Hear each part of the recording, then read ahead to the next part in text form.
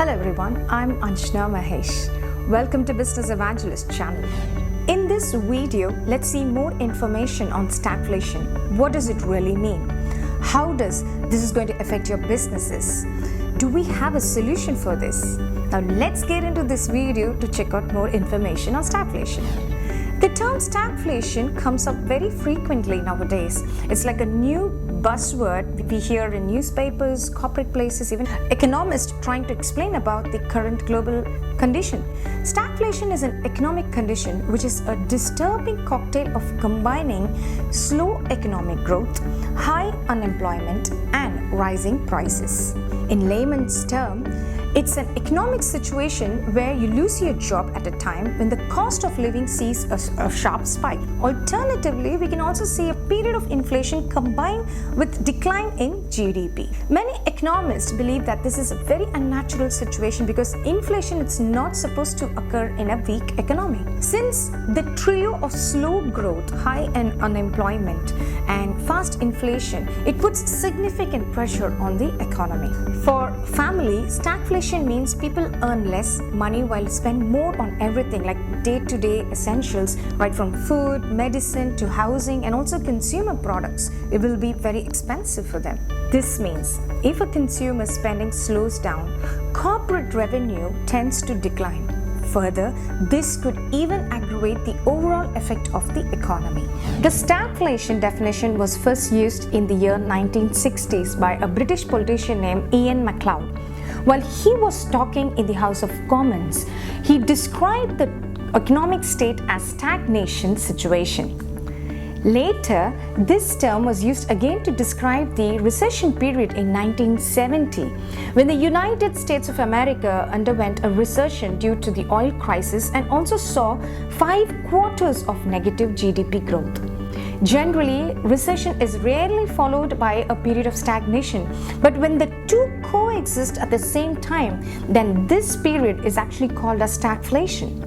During this economic state, the prices of goods and services increase, and on the other hand, economic growth drops down and many lose their jobs too. As the consequences of the prices are enormous, it gives a major squeeze on the unemployed or those living on a very tight budget.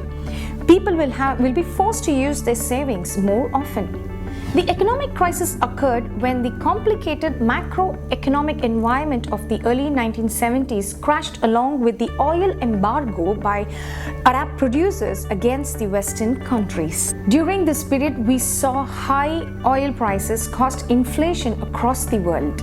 There were countries in recession that imported large oil volumes from the Middle East. In 1973, Organization of the Petroleum Exporting Countries, cartel like Saudi and other oil-producing countries, imposed ban against USA and other Western countries that supported Israel war, Yom Kippur War. The embargo skyrocketed oil prices with global implications initially. The price of oil per barrel first doubled, then quadrupled, striking soaring price on consumers and created structural challenges to the stability of whole national economies.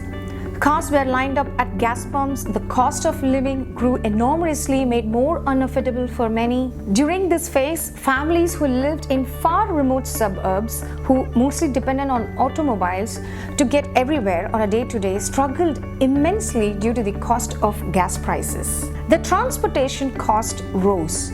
Product production became more expensive. Even people were laid off everywhere. America consumed 1/3 of the world's oil, and its native people quickly discovered how much of daily life was dependent on this oil. After the oil crisis, the US decided to work to reduce its dependency on foreign oil through a variety of means, like by reducing energy usage, improving vehicle fuel efficiency, investing in renewable energy, and they also increased in domestic oil production. The ban ended in March 1974. Even after that, the prices of oil remained around 33% higher than what it was before the crisis. So, if stagnation goes against some of the most widely accepted principles of macroeconomic theories, then what are its causes then?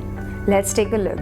Significant cause of stagflation happens when there is a high budget shortfall or when there is a supply-demand shock oil crisis, lowering interest rate, and of course, failing productivity. Currency rates can get collapsed. These are some of the reasons which can cause stagflation. For example, today's semiconductor chip shortages has pushed up car prices because they have limited production. A supply shock is anything that reduces the economy's capacity to produce goods and services at given prices, like during a war, natural calamity, or during pandemic times as well. Supply shock increases prices up, but at the same time, it prevents continuing economic growth as well.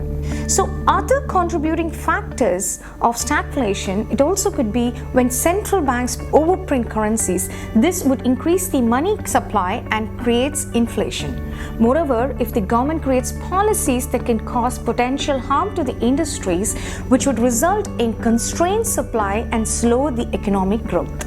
There is another theory which suggests stagflations are a result of poorly made economic policies as well, possibly like having harsh regulations of markets, labor and goods in an inflationary environment that could cause stagflation. Some theories are also pointed out that monetary factors can play a role in it. The gold standard is a currency measurement system. They use gold as a way to set the value of money.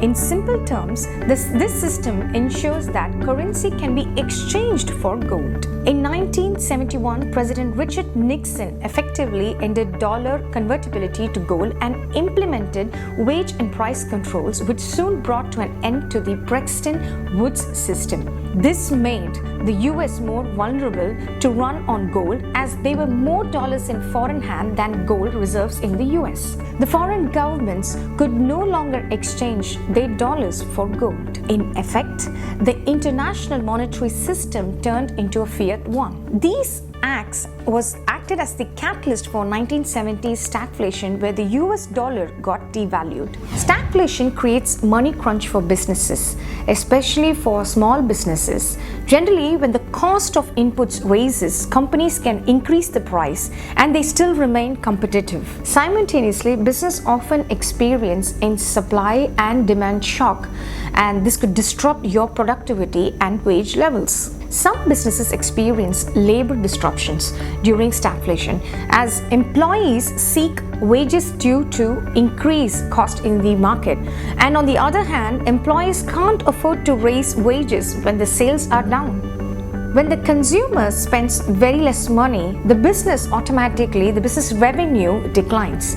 So many businesses can lose customers and eventually they can crash down too.